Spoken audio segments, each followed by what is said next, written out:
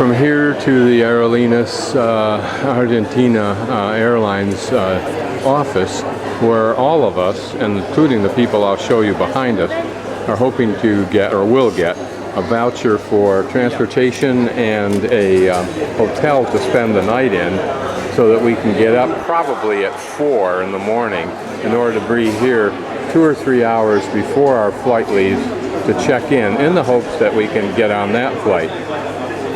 Here are the people behind, so we will probably measure our progress by when we get halfway. And the cause is a strike. Not the first time I've encountered that. Okay, this is probably just as appropriate a time as any to kind of explain the events of the last several days. Got to Dallas-Fort Worth and then flew into Buenos Aires about 8 o'clock, I think, the next morning. And then you have to take a transfer, or a bus, in other words, Manuel and Tienda, to the regional airport, or the domestic airport, which is called Newberry. And from there you want to go to Ushuaia.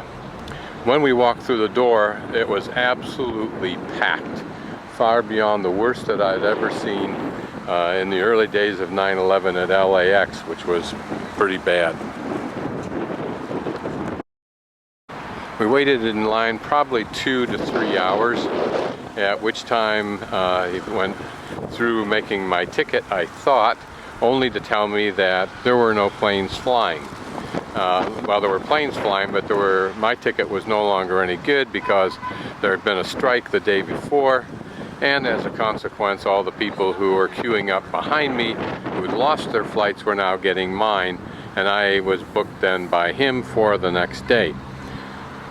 Then we went to another line that was even longer, believe it or not.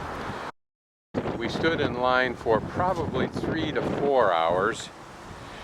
This line was to get a motel room or a hotel room for the night, provided by Aerolíneas Argentina, the Argentine Airlines. And finally we got a room, and that was good.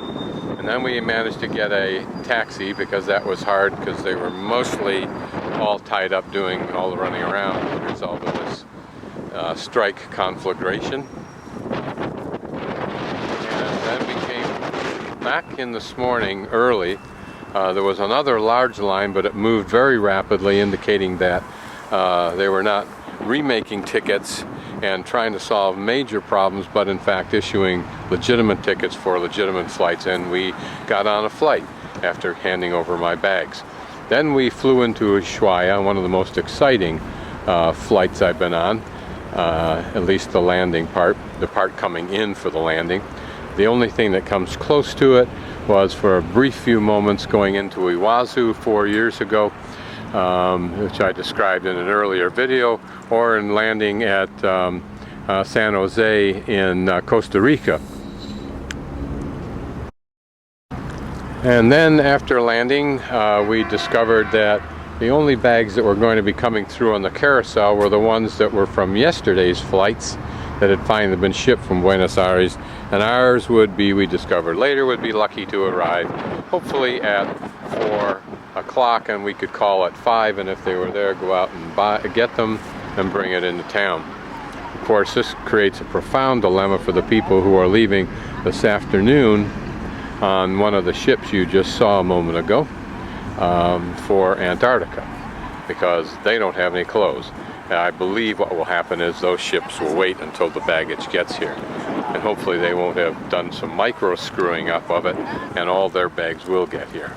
Fortunately, at the airport, Rumbo Sur, the name you see on that ship there, which is a travel agency that was the first travel agency apparently in town, started not too many years ago and become very, very successful, obviously having their own boat, but they picked up everybody coming in on these flights, knowing that they would be coming in late, day late, and gave us information with regard to our Quark trips, and then took us to our hostel, and I'm now walking around reacquainting myself with Ushuaia.